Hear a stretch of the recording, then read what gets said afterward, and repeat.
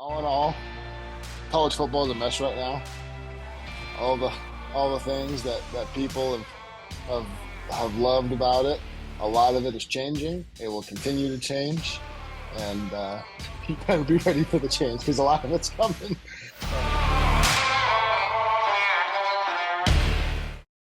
What's up, everybody? We're back. Barber Sports is back. We're coming at you this week with really the topper for the college football season. College football has been over for about 2 weeks now. This is going to be the cherry on top when it comes to college football content for Barn Burner Sports. So what me and Noah are going to be doing today is basically we're going to be giving a State of the Union address of what college football is, and we're going to start off with probably one of the most controversial topics that we have in college football today, which is conference realignment. Yeah, what an interesting world in college football, college sports in general we are with conference realignment and everything.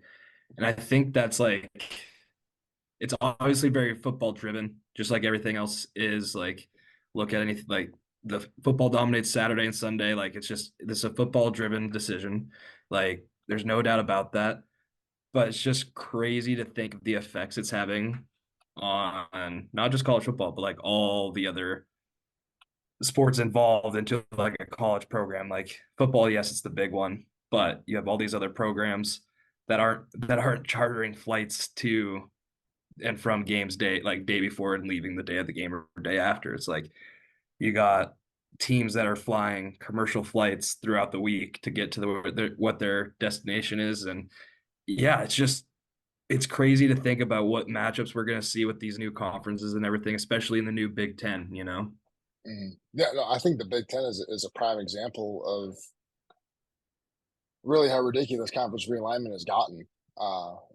Way back in the day when the Big Ten added Rutgers in New Jersey and Maryland, I thought just as a just just as a college football fan, I'm just like, okay, why are these two teams on the East Coast coming into the Big Ten? Like Penn State was the one they kind of got grandfathered into the whole situation. But when they actively added Rutgers and they added Maryland, I was just like, all right, that's a little much. Now you look at how they added one of their first additions in this last cycle of realignment. They added USC and UCLA, and so now you think about how the USC and UCLA can now play Rutgers and Maryland on a conference schedule. And I'm just talking about college football here. Those two teams on either side of the coast can play each other in a conference football game. And like you said, when you talk about how that affects other sports, like college football, you play on Saturdays. If you're the MAC, then you play on Tuesdays and Thursdays. But more often than not, 90% of college football is playing on Saturdays. But then you look at you know men's and women's basketball. You look at baseball. You look at all these sports that will play 3 or 4 games a week. Like they can't really keep up with this travel schedule. Yeah, and it's like you're playing like a lot of those sports, you're either playing like two times in the middle of the week or you're playing like a Thursday, Saturday schedule. Like, it's when everybody leaves at least the day before the game to make sure you get a practice in when you get to like your destination or whatever.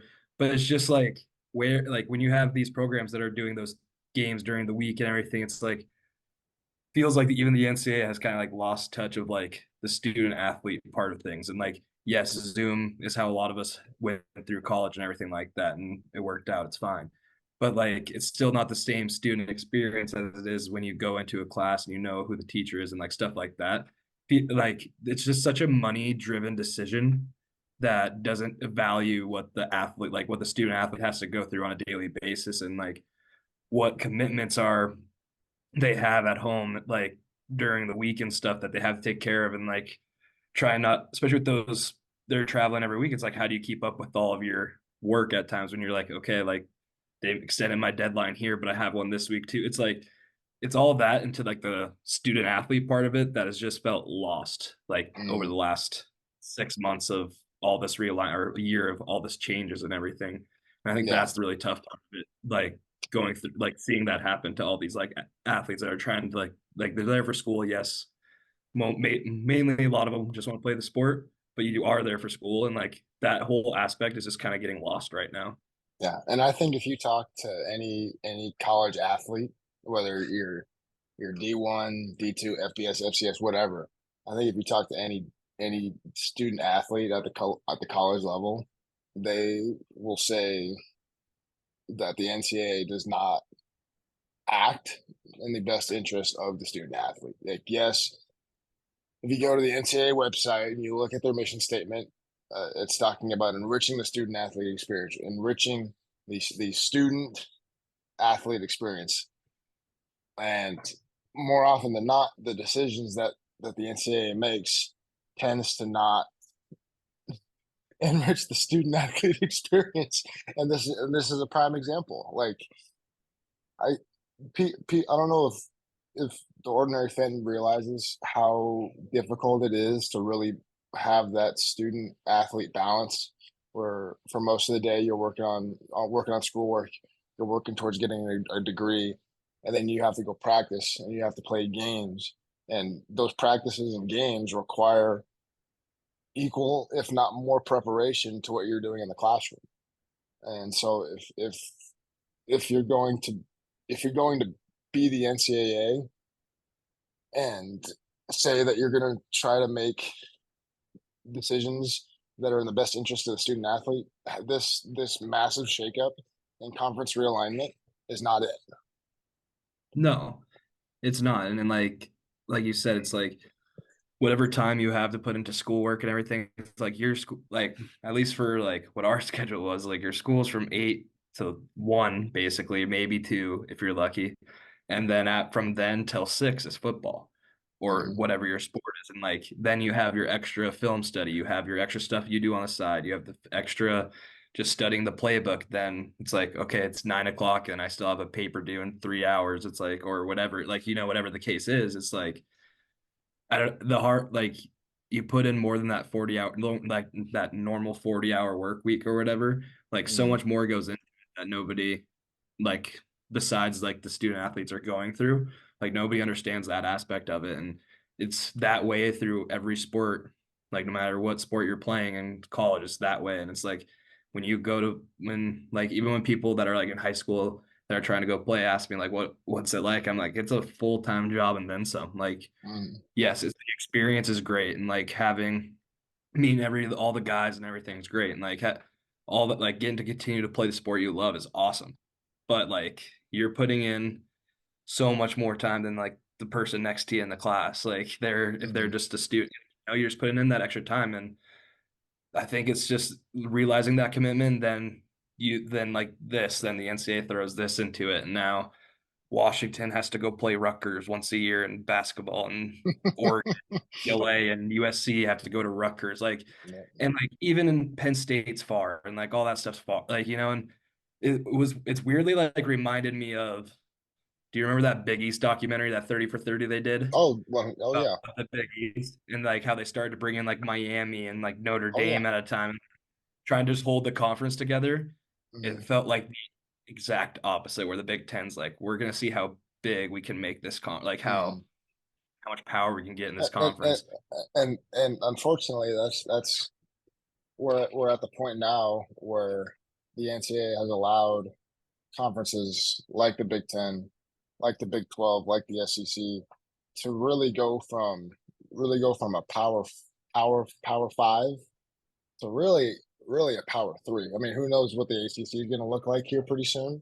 The whole debacle with Florida State turned into a whole fiasco where it looked like they were trying to leave the ACC for a while, and that opened the door for a bunch of other teams to do the same. And it's really unfortunate that the NCAA has allowed all these conferences to really make these realignment decisions and expansion decisions purely off of the fiscal aspect of it.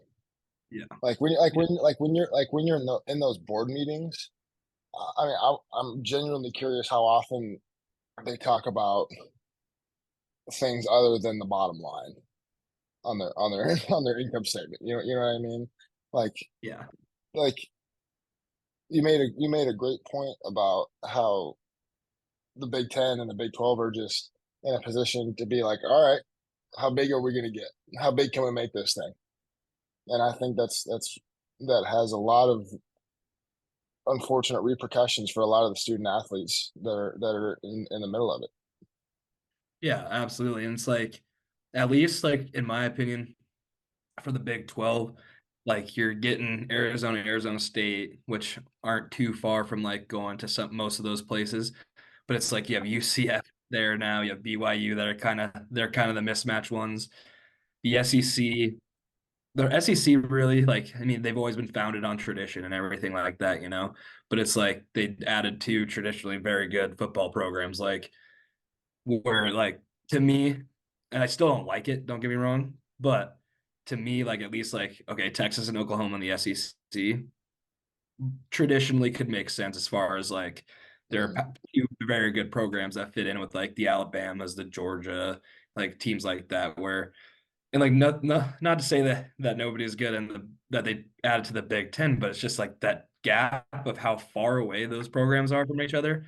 That's the real thing that stands out to me about the Big Ten comparatively to like the other two conferences that added. And then, like you said, the ACC, who the heck knows what's going to happen there? Like that thing could blow up in a heartbeat. Like, hmm I mean, it's crazy. It's just I crazy know. everything going on. And like, we're going to miss all those, like, the Pac 12 after dark is gone. Like, Hmm all of a sudden, our sweet prince has ridden off the sunset and they didn't tell us till it was way too late.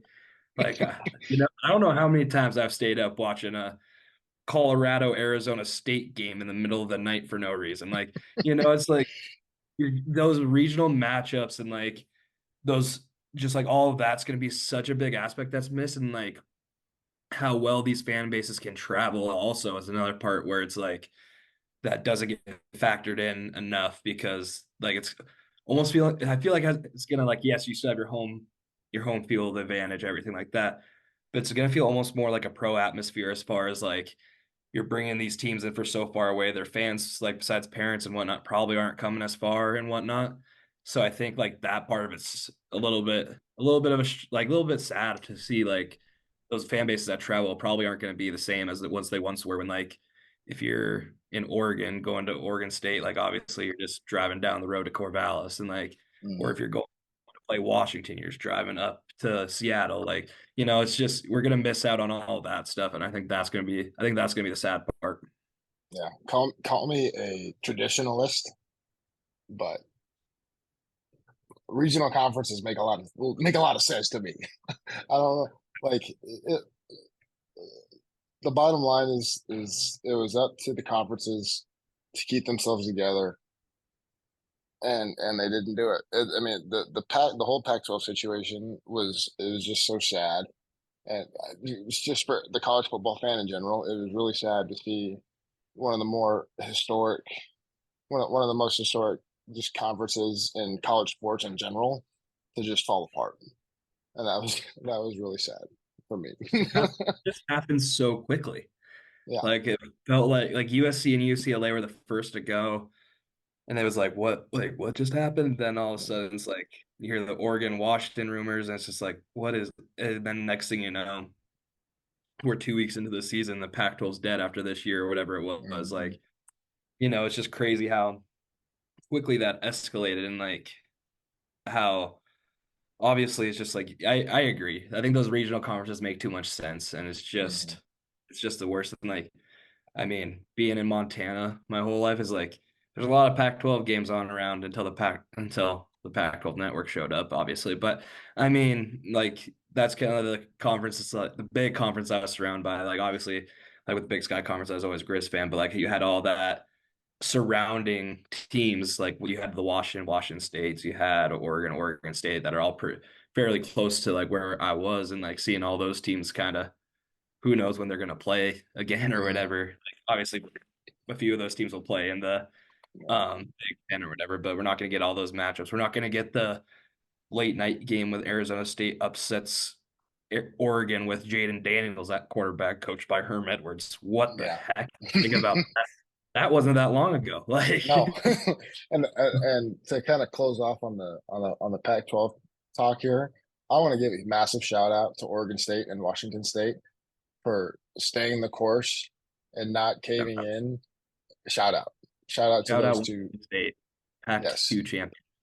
yeah, Pac-2 champions, and I want to give them a shout out because they stayed the course. They did not let money get in the way of what they wanted to do. They wanted to preserve the tradition of the Pac-12. They wanted to preserve the experience of their student athletes, and they got rewarded with a 6-game tie-in with the Mountain West Conference, which is whatever. But I mean, this schools like that, like Washington State and Oregon State, that try to do the right thing for the betterment of the student athlete, they just got screwed over and they just got left behind in the dust. Yeah, and like thinking about that is like because like everybody thought the Mountain West would just become the Pac-12 basically. Mm-hmm. Mountain West has that huge buyout for those teams to leave. Do you think it was, and like I didn't read all of it about it, but do you think was the Mountain West more suited as far as like their contracts of exit fees that were, or do those other schools just have so much more money that they didn't care what the exit fee was and it was still like $30 million and they just paid it to leave? Like I never got into the weeds on that stuff. I just know like the Mountain West, it was like 20 million for those schools to try to leave and like no, Mm-hmm. not any of them didn't have the money or if like I just didn't know if the other it just felt like the Mountain West was the most suited to keep everybody in their conference. Mm-hmm. And I think, like you said, I didn't get into the weeds about the whole buyout situation, but I thought that when USC and UCLA were the first ones to leave the Pac-12 for the Big Ten, I thought there was a great opportunity for the Pac-12 to look at the Mountain West Conference and kind of look in to see if they could pick off any of the top schools in the Mountain West. And then when all these other Pac-12 schools, I thought then the Mountain West had a great opportunity to build up their repertoire and build up their conference by adding all of the teams that Love. the Pac-12 is losing. But the unfortunate thing is the Mountain West can't compete fiscally with the Big Ten, with the Big 12, all these other schools that is now what is probably going to be end up being the Power Three. Yeah, We're probably going to end up with 3 super conferences in college football within the next, I don't know, probably 3 years, maybe. Um, so I mean that's really probably. unfortunate. And Yeah, then and you know, I was just gonna add one more thing. The other kind of NCAA decision that I actually agree with was that they made it harder for FCS schools to make the jump up to FBS. And for those who don't know, the requirement for FCS schools to jump up to FBS was only a $5,000 fee, and then they had to reach certain attendance numbers. Now, what it is, the NCAA changed it. Schools now have to pay $5 million instead of $5,000. They have to pay $5 million without the attendance requirement. And I think that's a great idea because you look at schools like Sam Houston, who was in the FCS national championship 2 or 3 years ago. They made the jump up to FBS, and a they might have the worst attendance record at FBS. They're not winning games. It's just a bad experience for Sam Houston State, who was looking to be on the up and up and was turning into a powerhouse at FCS at the FCS level. You know. yeah, and then like these FCS schools is like they're going to such bad conferences. Hmm. Like, not, I mean, JMU and the Sun Belt, I guess, a little bit different. Like the Sun Belt's kind of got built up a little bit, but like the And I or will say I will say James Madison is the outlier in this situation. a There's not thousand, there are no there really aren't any FCS teams that can go and win 10 plus games every year right immediately after going to the FBS. no, not at all, not at all. There's not many, and like I guess the fortunate part if you're looking at who knows 5, 10 years down the road, if you're a Big Sky Conference fan, is Hmm. at least you have the Mountain West, who's a solid conference year in year out. That if you were probably going to go somewhere, it's at least like a good conference and not just like Conference USA. Like, Hmm. you know, it's at least there's a little, and like I don't think any of the big guys not rushing to leave. I think the big guys pretty strong in where they're at, and I think they're going to continue to do that with all the success on the in all the sports that are going on and like all of that. I think they're rock solid. I don't think it's going to change anytime soon. But it is crazy with like it's good that the I agree it's good that the NCAA made those changes for the FCS schools because it was gonna be hard to hold on to anybody if you kept that same requirement because there's just more money. Like even if you're 6-6 and you're in a bowl game, there's more money in that than playing at the FCS level at times, and it's kind of unfortunate. But um, yeah, I guess it's kind of what I feel like when on that FCS to FBS Hmm. stuff. And like you said, JMU is the outlier, and that was really impressive to watch this year, and it was really fun. But they did lose their bowl game, so that's tough too.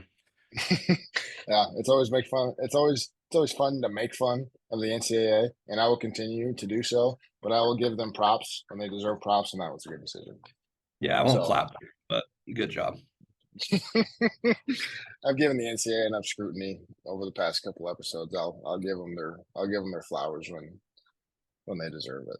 So speaking of which, moving on, another decision that I I had agreed with as a student athlete when the NCAA passed legislation that allowed student athletes to make money off of their name, image, and likeness, now commonly known as NIL.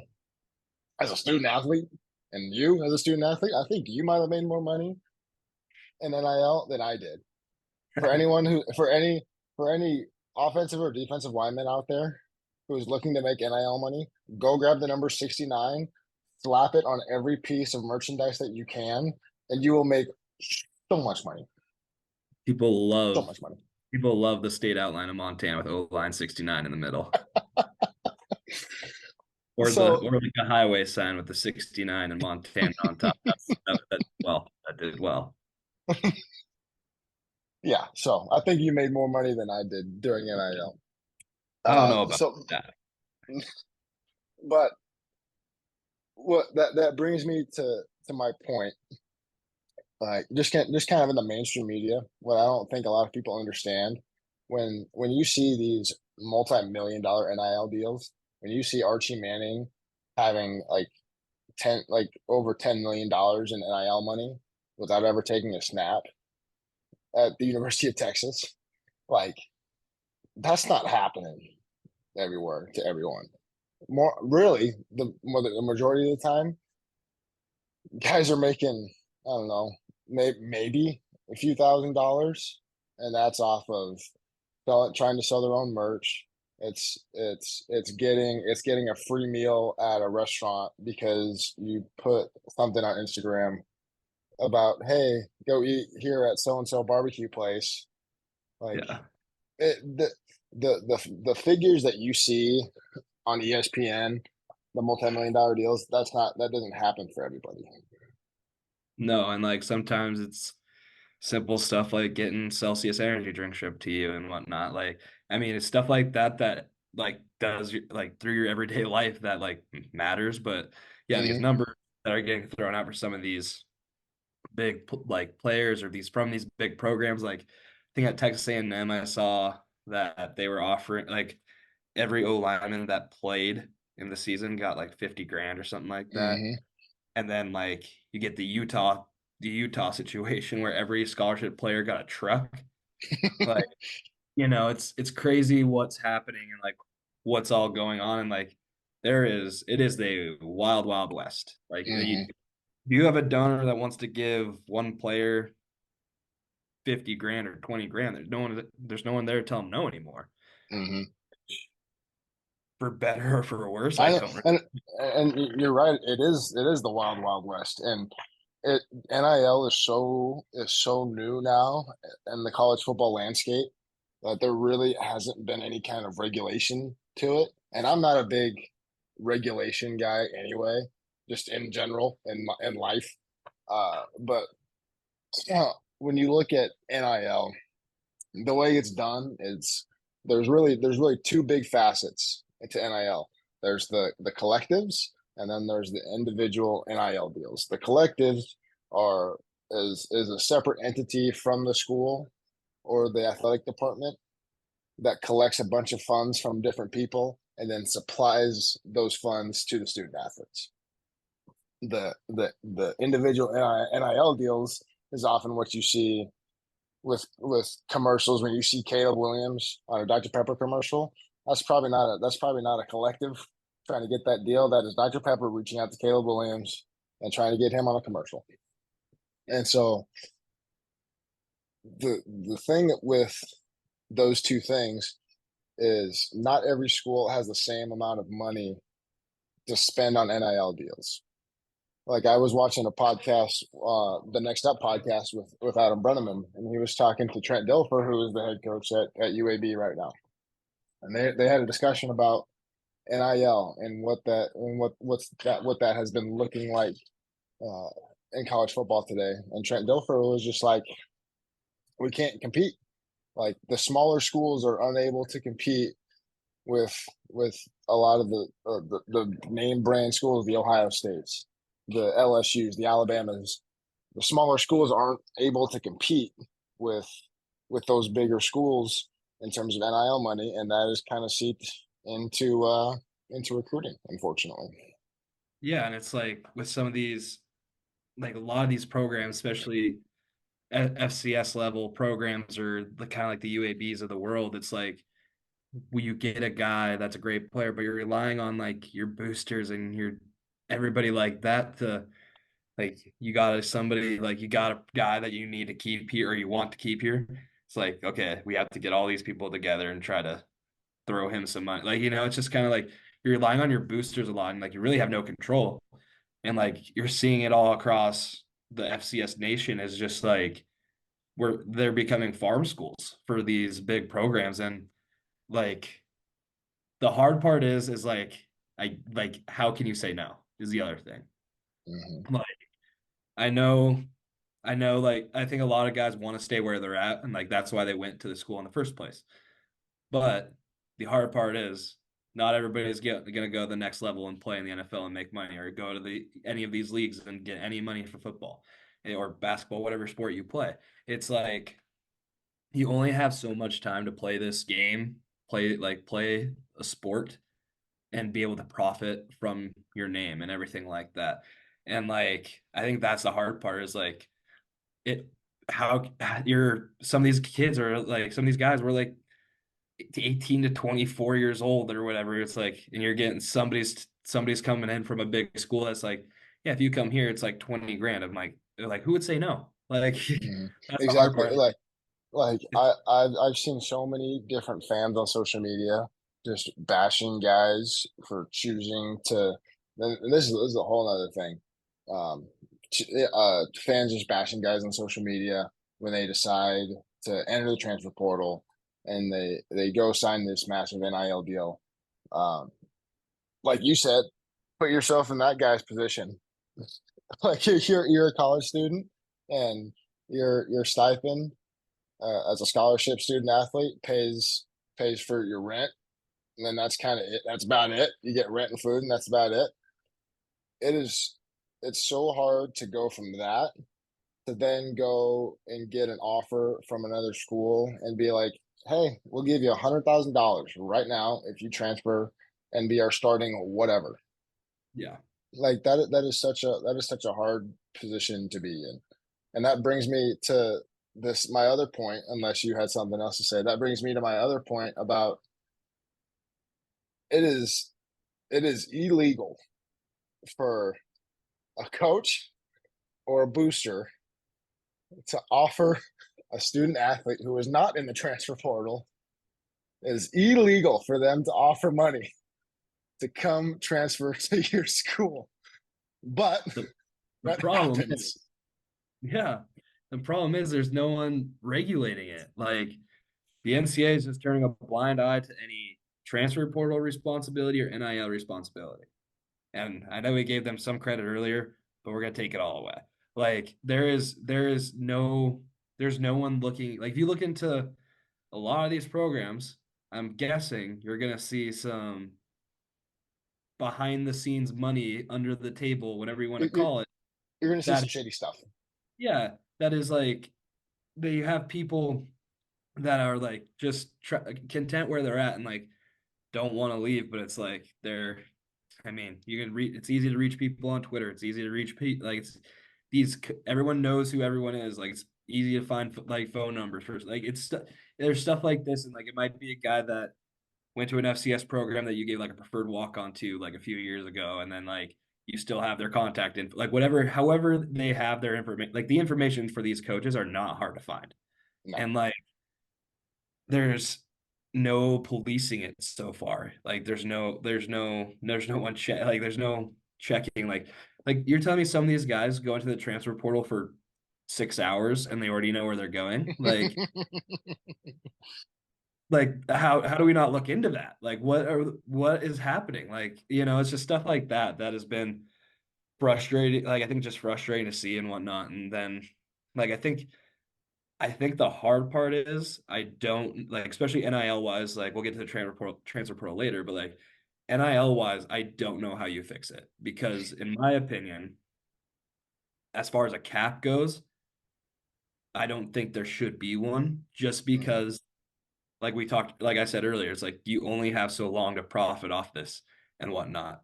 And like mm, like playing a game, like it doesn't last forever. And like if you have 5 years in college or 4 years, whatever you want to say in college, to maximize what you can do, like that wise, as far as a brand goes, I think you should be given the opportunity to do it. Cause like you said, you get your stipend money, yes, but like you don't have time for a job. Your only job you can get is during the summer. Like you don't have that extra time to get like even a part-time job. Like there's no time to like make that extra money really.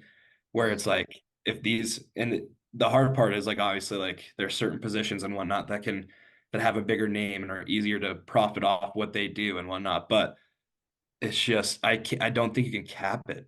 I really don't like maybe for some of these yeah. big programs, like keep it under 1 million for some of these big programs. Yeah.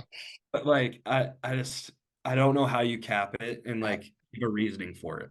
Yeah. I've been trying to brainstorm ideas for a while because NIL has been a topic of conversation for a long time.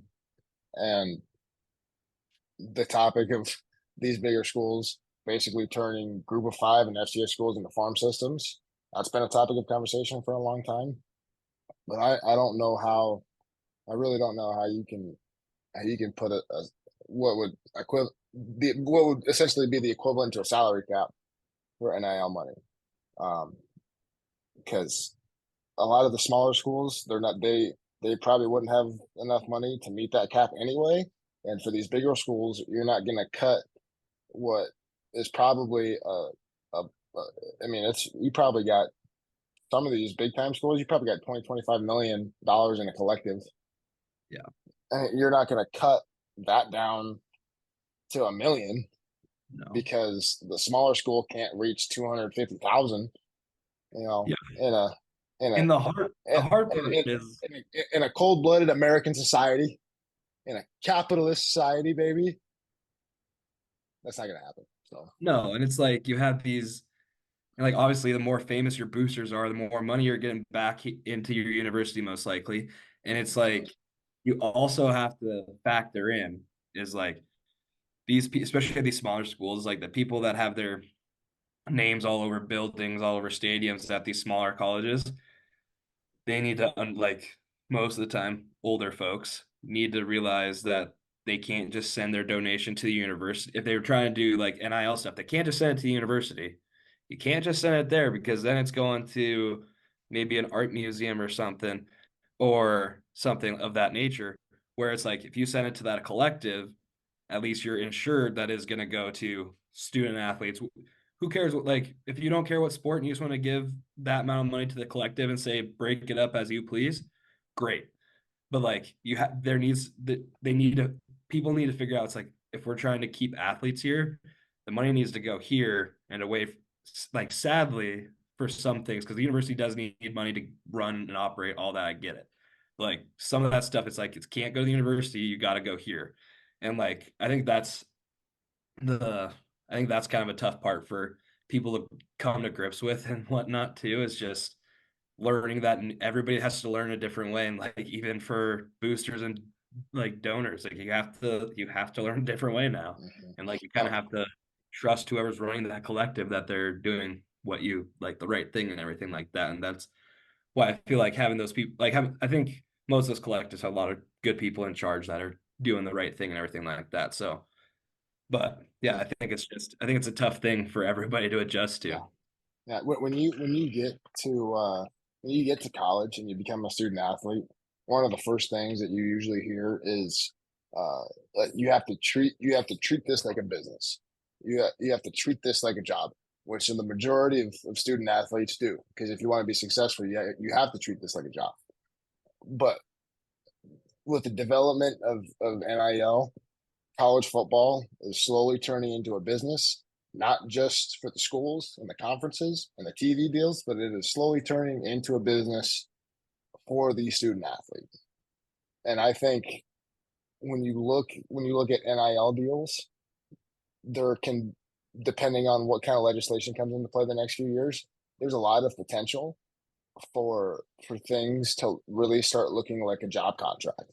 And Yeah. I think it can be really interesting to see what some of those NIL incentives can be when you look at guys that choose to opt out of like bowl games. You know, like Yeah. we saw the Heisman Trophy winner this year, Jaden Daniels, opt out in the bowl game, and I'm not gonna sit here and stand on a pedestal and talk about these guys' business decisions because that's what they are. They're business decisions. If you're gonna opt out of a bowl game because you're going to be a first round pick and you don't want to get hurt, that's whatever. I probably wouldn't do that, but that's just me, and I'm not gonna I'm not gonna go on any further about that. Yeah, I But I think think that it. that Go part's for it. tough. That part's really tough just because the opt-out situation is like especially a lot of this NIL money is just guaranteed, like technically you could say just Hmm. guaranteed already paid, whatever however it Hmm. happens. Like where there's no consequences. And I think going towards I think going for like going forward, a lot of those I think I agree with you. I think it's gonna look a lot like a contract and everything like that. But also the NCAA finally has come to its senses to help out with a few of those opt-outs, hopefully going to a bigger playoff system too. And Hmm. like making a lot of those more like you get eight more teams that won't have guys opt out. Like Florida State had 27 guys opt out or whatever it was, and like you won't if it was 12 team you wouldn't have had that. And like I think that will help, but like 100%, it's gonna look more like an NFL contract where it's like and it could get to the point where it's like, okay, if you hit these marks, like you get 20 catches in a season, you get whatever it is, like Yeah. you hit those marks, it's going to be like, Mhm. guys are going to be like, oh, I just made 2 grand for that 7 yard catch. Or like, kind of like some of those NFL guys at the end of the year, which like they 100% should do, is like I remember the video of Gronk needing like 12 yards on a catch or something like that, and Brady tossed it to him, and he was like, yeah, I just got a million or whatever it was. Uh-huh. It's just like, they 100% should capitalize on that opportunities. And like, it'd be interesting to see. I think the hard part is if that happens in the college game, I feel like it's going to lead to a lot of frustration for players or like if they're not meeting those marks, they're just going to be like, I'm missing out on money. It's a tough situation when you get into that aspect of it too, because like, if you're just doing all incentives, like there's nothing guaranteed and everything like that, it's going to make it tough. But I'm sure as it goes on with like the contract stuff, like if it gets to like a contract point, it's gonna look like, okay, you get this amount of money no matter what, and then like you hit these things, you'll get like your Yeah. bonuses or whatever. Yeah. It'll look like a. I don't want to say it'll look like a standard NFL contract, but that's kind of what it would look like. I mean, you get a base payment from whatever NIL deal or whatever booster collective you got going on.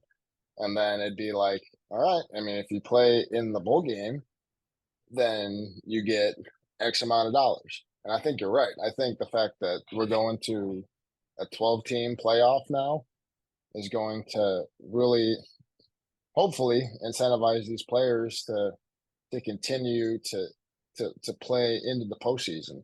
Because it really sucks when you're a team like Florida State who had these national championship aspirations and arguably should have been in the playoff for the season they had.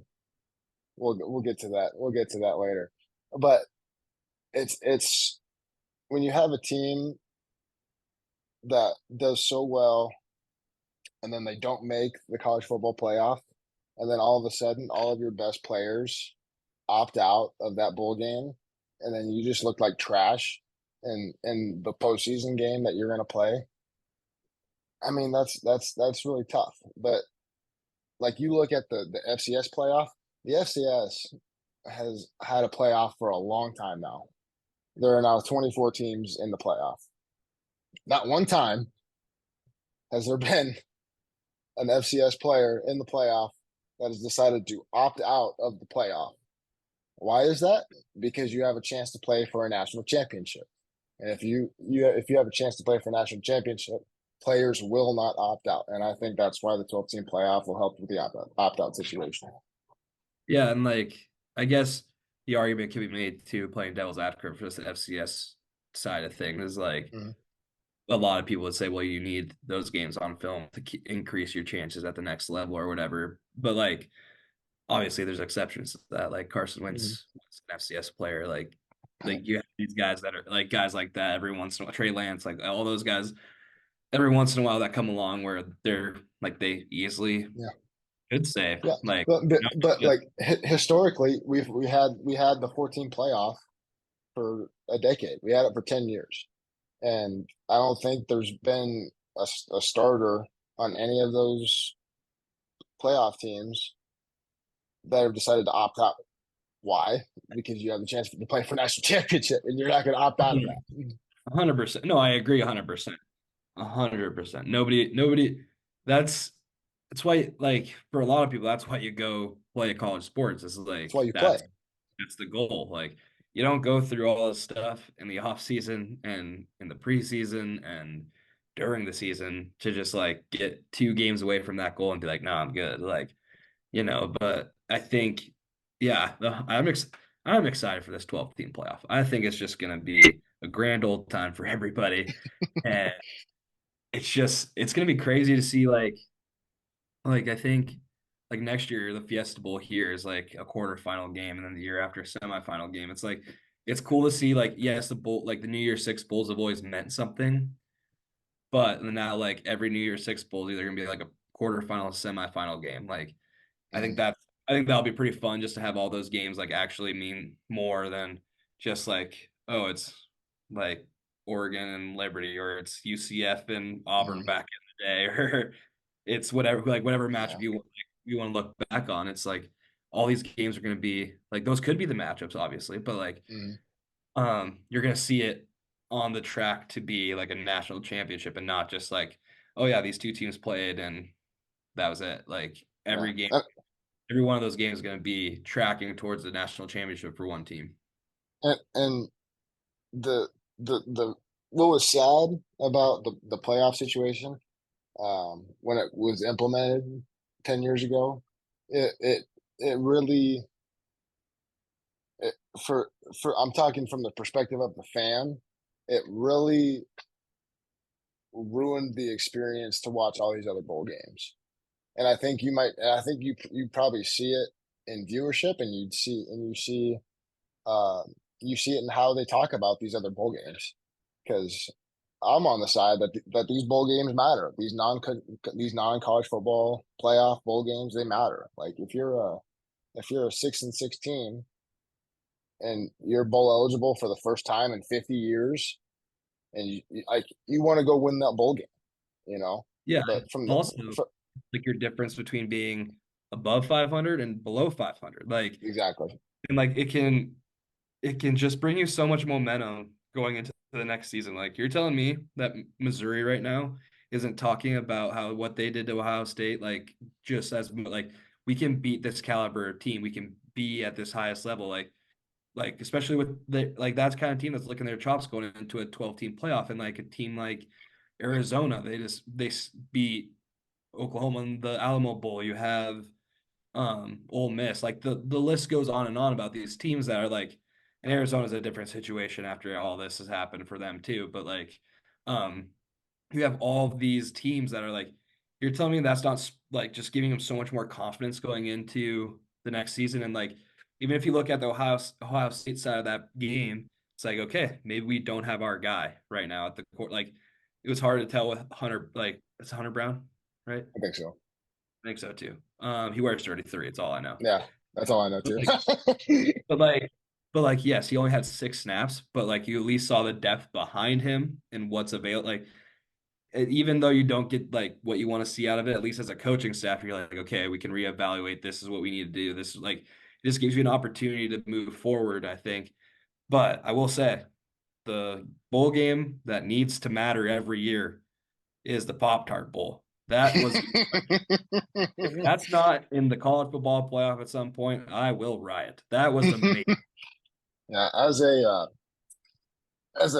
guy who has been an offensive lineman all of his life and who has been playing tackle football since he was 7, because he was the fat kid with the stripe around his helmet, I am a Pop Tart aficionado, and I love the Pop Tart Bowl.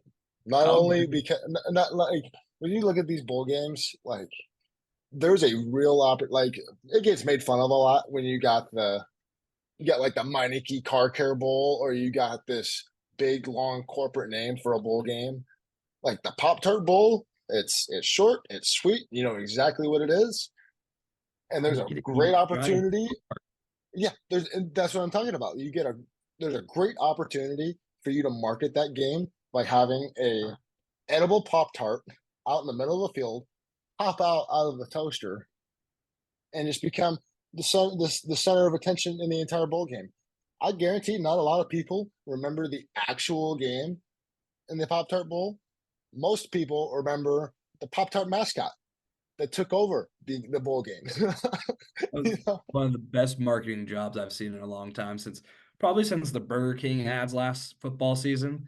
That was the best marketing I've seen in a while. Like, Whopper, Whopper, Whopper, Whopper. exactly. But like, that was great marketing for the Pop Tart Bowl. But like, yeah, maybe the mascot took the show, but it's coming back for part two. They announced it already. It's coming back. Yeah, I don't know if I'm more. I just hope it's the other thing that's come back, NCAA football 24 or whatever they're gonna call it, 20 whatever. I just hope the Pop Tart Bowl's in it. Like, they I have hope we all the get. bowls usually. What if the I, Pop Tart Bowl's in there? I don't want to win the Natty. I just want to play in the Pop Tart Bowl every year. well, at this point, if we get an NCAA game at all, I'll be happy because we were Saturday supposed Night to get, Live. we were supposed to get it. The trailer for it during the national championship game didn't happen. We were supposed there was a supposed release date, July 12th. There's been some scrutiny about that. There's people that saying that's not a real date. As long as I just want the dang game. All right, that's all I want. Yeah, whenever that game comes out, if it's on, I hope it's on a reasonable like a weekend, or else I might be taking PTO. So, yeah, no. Sorry to get off topic, but the 12-team playoff in the NCAA football game is going to be great. It's a perfect time for it. We don't have to worry about the 14 playoff in the new video game. That's great too. But Mhm, I do think I think the 12-team playoff is just a land of opportunity for a lot of teams that kind of get like that might struggle in the beginning of the year and lose to like a Alabama, Georgia, like early in the year, and like mhm, catch momentum at the end of the year. And like there weren't many teams playing as well as Ole Miss was playing down the stretch the last few games. And like same mhm, could be said about Missouri and like some of these programs that kind of catch fire late in the year that have usually like Kansas State a couple years ago or last year, like that has get hot at the end of the year and just like obviously still make the playoff because there's only four. Getting them an opportunity and everything, see what mhm, that like what that's going to be like. I think it's going to be very interesting as far as like some of those lower seeds are going to be teams that are scorching hot, and it's going mhm. to be to see them go against like the big dogs, you could say, or whoever's been consistent the whole year. And I think that's going to be fascinating. You know what else is fascinating? Hmm. Ask me what I think is fascinating. AJ Forbes, what do you think is fascinating today? I think it's fascinating how Will Rogers can transfer from Mississippi State, get on to the sideline for Washington in a jersey, throw the ball to his to his future teammates, and then head coach at Washington leaves, and then Will Rogers just says, "Deuces, psych, going back in the portal." I heard he never threw an incomplete pass in a Washington jersey on the sideline of the national championship game. It's a rumor that I heard. So this is such a great segue into we talked about how conference realignment was probably the most controversial thing in college football today. I take that back. The transfer portal is easily the most controversial thing that is in college football today. We did an entire YouTube episode on this last season. We did an entire episode talking about the transfer portal, what it is, uh, what's good about it, what's bad about it. The the beast that it has become now is ridiculous. And I am on record saying that the transfer portal is a great thing. It is a great thing for guys who either one are in a bad situation that they're or just in a bad situation they need to get out of it in order to be the player that they want to be, or two, it's a great thing for players uh, to to advance to advance their career. Um, there's a lot of teammates that I've had over the course of the last 6 years where they transferred not because of the football aspect, but because the school that they were at didn't give them a chance to actually go into the educational path that they wanted to go into. I had a tight end buddy a while ago who transferred from their school. He was a starting tight end. He transferred from the school because they didn't have the degree that he needed to do the job that he wanted to do after football, and he was a great football player. Um, that's what the transfer portal is supposed to be. It's supposed to give the athlete a chance to make their situation better. And what it has become now, it has become a beast that so many student athletes are taking advantage of and abusing, really. Yeah, the and like the other part about like some of those situations, like the another one of those situations, like your head coach is leaving. I get Yep. that because like there's a lot of like in recruiting, there's obviously certain guys that stand out that's like I want to play for him, and like that's why. And like yes, it hopefully it lines up academically. What like you make sure to get that aspect covered always because like obviously that's what's going to happen after football. Mm-hmm. But it's like that's obviously like who you're going to spend your time with as far as like a head coach goes, or like even a strength coach or position coach. Like when one of those three things leave, because I feel like a lot of people don't understand how much time you have with a strength coach and everything like that too. And like if one of those three people that are have a huge impact on what you do on the daily basis and like how they look at you leave, and Mm-hmm. like that I understand that situation, like get out and do your thing. But it has gotten out of control. And like I think the hard part from an outside aspect is like you don't see how many of those kids in the portal don't get out. Like there's times where it's like you're in your first couple years and you want to get out of there because maybe you're not getting the opportunity you think you deserve, whatever. And it's like you don't have like A, you might not have much film. B, like Mm-hmm. you don't who like you might not have the connections or Yeah. whatever. And like then you have you have backups that have 2 years left from all these Power Five schools or all these like big programs, and they're gonna get taken before you. And at that point, Mm-hmm. you might run out of teams that need somebody in your spot, and like you're Yep. stuck. Like, and Yeah. then what do you Uh, do? uh, yeah. Like at the University of Montana during fall camp, usually like this happens all over the country during fall camp.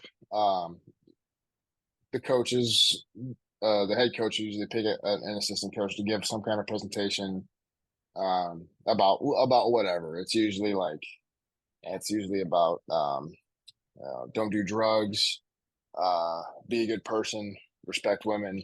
Is those kind of presentations. But we had a presentation this year about the transfer portal because whether you like it or not, that's a huge part of college football now. And one of the things that was talked about is the amount of people that enter the portal is up here. The amount of people that get out of the portal is down here. Just because you enter the portal does not mean that you are going to get out. And so if you are going to enter the portal, you have to make sure that you're really that guy that you think you are. If you think that you are too good for the place that you are at, you better make sure that you are too good for the place that you're at. Because if you're not, and you go to the portal, you might not get out. So Yeah, and like obviously it's always a risk doing something like that, but then like you have a situation where like all we're at right now with Washington, Arizona, and Alabama, and like all first off, we got to give our shout out to Nick Saban for a heck of a career. Great job, great job. You made me sad watching plenty of football games, but good on. I feel like I've grown to appreciate Nick Saban the last like 3 years, but like before that, he just made me sad all the time. Um, but like, so he leaves, and like it was obviously unknown at the end of the year to the outside world, at least. I don't know about in-house how that all went, but like from the outside world, it seemed like a shock almost. And then you have 25 players go on the portal, and then like you have the Washington head coach DeBoer come in, and like he can't like that's not who they came to play for, and it's kind of hard to stop the bleeding in a way. But then at Washington, now you have however many guys into the portal there, and then you get uh Fish from Arizona to go stop the bleeding there as much as he can. But like again, it's not who they wanted to play for in the first place when they went there. And then now it'll be interesting to see like because Arizona, they have a good quarterback in Noah Fida. They have two good receivers and like that I assume Fish wants to bring with it up there because one, Washington needs a quarterback because Will Rogers is already gone. Like you can already always use more receivers and like there's guys that all these coaches want and like all these programs are just getting tipped upside down and like Washington, Arizona had such positive momentum going into these new conferences. Like if you asked me a week ago before Fish left, I would argue with you that Arizona's going to win the Big 12 because like who there's like you lose Oklahoma and Texas, who's going to win that conference? Like Oklahoma mhm, State is solid. Like you have all these teams. Like you have like a good Arizona team that are like it was arguably going to be very good in that conference, and then like if these guys start leaving, it's going to be like oh boy, like oh they're not going to be that good, and then it's like Washington, they lost all those guys after being one game away from winning. Like they're in the national championship. Like you almost win the national championship, and then now they have like negative momentum going into the Big Ten, mhm. and like I don't like those all those situations for those three programs and those players leaving are all valid in my mind. Like No, it's 100%. Yeah. 100% valid, but it's just crazy how happening so late for Saban to leave comparatively to like when all the other bowl games ended, like those players entering the portal and everything like that. Like how late it happened and how much effect it's going to have in January and like school for most of these schools probably started and now you have all these guys in the portal that might not be eligible to get into the like get into spring ball and stuff like it's kind of crazy how like for all those programs everything just flipped on its head real quick in Hmm. portal and like obviously in their structure as a coaching staff. Yeah. And talking about coaching staffs, I mean, you hear when you talk about the portal, because it's new, right? The way that the portal is structured now, it's new. Like we haven't seen the kind of player movement that we see now. But what you have to think about is how often do you see head coaching changes in college football now? Like I mean, we like just the schools that we were talking about just now. you go from Kalen DeBoer, who just took Washington to the national championship. You lose, you lose the national championship. You lose Michael Penix. You lose a bunch of guys that helped you get there. Alabama comes calling after Nick Saban retires, and then DeBoer elite. I mean, get on him. I mean, that's a dream for a lot of that's a dream for a lot of coaches. But I think there's such a dichotomy between how people react to head coaches getting a new job and when players decide to transfer to a new school, because I don't think the reasons are all that different, but it's interesting just to see how differently they are treated. It is funny. It is funny how that goes. Like people look at what DeBoer's done, and it's like, man, 20 years ago he's coaching NCAA football, now he's the head coach at Alabama.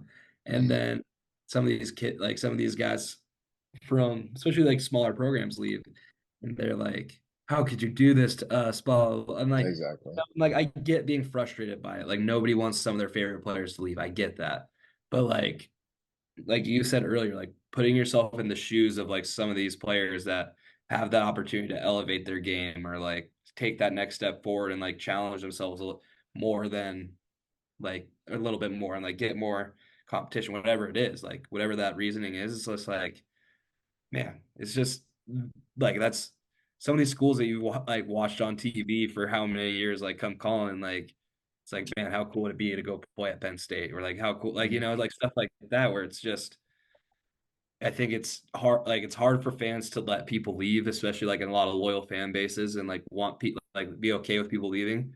But like seeing the opportunity that these like athletes get going forward, I think is the biggest part because it's the same as a coach.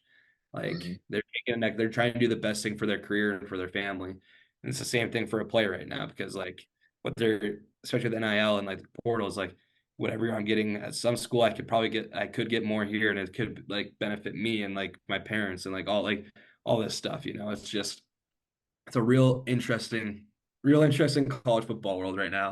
I know. But it's it's gonna keep changing. This is the crazy part. Like who knows what's Mm-hmm. gonna happen next? Like the ACC Exactly. is pulling on by a thread. Like Mm-hmm. what really is Washington State and Oregon State gonna do like over the Yeah. next year? Like are they just gonna Mm-hmm. play each other for the conference championship each year and call it good? 'Cause, I mean, I respect that, but you know, it's going to turn into the new. That's going to turn into the new biggest rivalry of all time. This is going to be the Pac-2 championship after I they know. play each other twice a year or whatever. Yeah. Like it's just, I don't know. It's going to be interesting just to watch what happens next because I don't know what does happen next. Like and like obviously there's stuff to be excited about. Like seeing like we're gonna get a national championship rematch with Washington and Michigan early in the year next year, and like No. and stuff like that's like it's crazy to see that and like whatnot. But the 12 team playoffs is going to be exciting, and then all this other stuff like it's going to be interesting to see how legislation comes through or stuff like you know Exactly. Yeah. what's the next thing. Exactly. All in all, college football is a mess right now. All the all the things that people have have loved about it. A lot of it is changing. It will continue to change, and you better be ready for the change because a lot of it's coming right now. Hey, So it's yeah we're at a real messy time in terms of college football. And it's not going to get much clearer here in the near future. So no. I keep thinking about what that next Maction game is going to be like. I mean, I miss that feeling of a Tuesday night game right now, or uh, you know, it's just it's sad. It's whenever college football's gone, it's just like it feels like a part of like what I do in the week is missing. You know, because exactly. it's like Yeah. usually on like a Tuesday, Yeah. Wednesday, there might be an Maction game to throw some money on. I You know, know. like Bowling Green. Like it's Yep. just you know, it's just Yeah. it's always interesting and like it's always the adjustment period after college football is over and Yeah. then like obviously you still have the playoffs going right now in the NFL, but it's an interesting period, but it's a good time to I know. reevaluate everything that's kind of happened in the last year that we haven't had a chance to talk about yet while you've been playing and everything like that, you know. So it's been good to catch up on everything that's Hmm. happened. Yeah. Like Unfortunately for everybody, uh, college football is done.